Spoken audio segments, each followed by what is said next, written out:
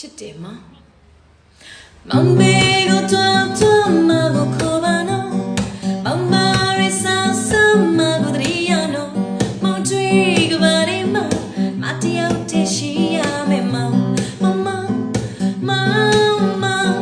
ဘယ်နေရာကိုရောက်ရောက်ဖုန်းလို့စပါနော်မိမလေးတွေတွေ့ရှောင်းမကြည့်နဲ့နော်မစိတ်ပူတယ်မောင်ရဲ့အတွေ့တွေတော့ဝေးချင်မောင်